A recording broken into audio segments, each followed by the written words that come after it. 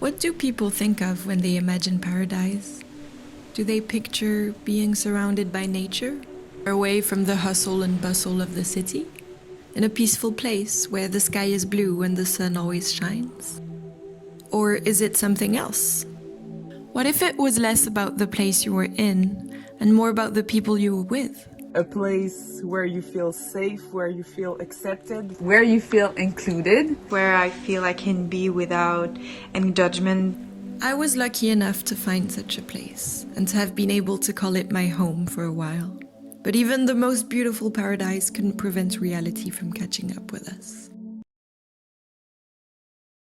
I arrived at Onda Hostel a few months before the COVID-19 pandemic was announced, when no one had even heard of the virus yet. I was visiting the owners, who I had briefly met after my arrival in Ecuador. It wasn't hard to understand why they chose that place. It's a wonderful spot in the middle of nowhere. Beautiful surroundings. We were connected to the outside, to nature. Beach, blue sky, amazing sunsets. I had only planned to stay for a couple of days, and I would have never expected that I would still be there 7 months later, let alone in confinement. People usually didn't want to leave. Yeah. But these were still pre-COVID times, and the Under adventure had only just started for all of us. The house had a lot of renovations and decorations that we had to do. So we had 15 volunteers with us helping us, and then we opened in December 2019. That brought the house to life. We all came from different parts of the world, and we all had different plans for the future. I had a flight booked to Europe. I was going to make my way over to Colombia. I wanted to travel further to Peru and maybe Bolivia. I arranged to travel to Denmark.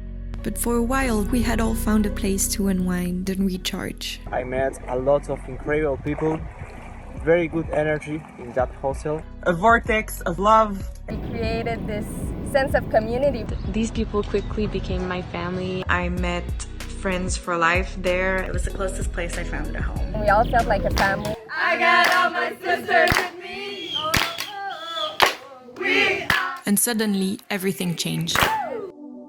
In March 2020, the COVID pandemic was declared. Everything in Ecuador was shut down. COVID-19 just showed up and ruined my plans. A time of real uncertainty.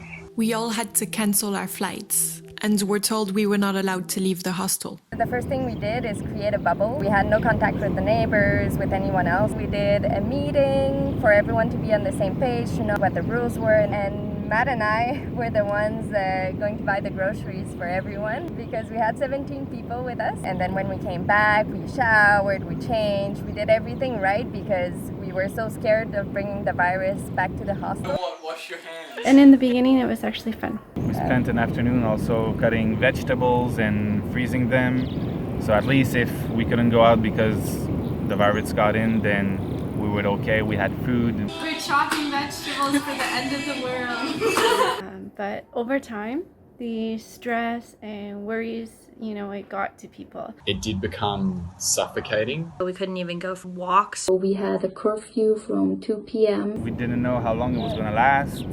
It was challenging and sad. We really had the sensation of being stuck in paradise. Even the most beautiful scenery couldn't make us forget that we were trapped and that many people were suffering. It was tricky because you think, am I making the right decision to stay?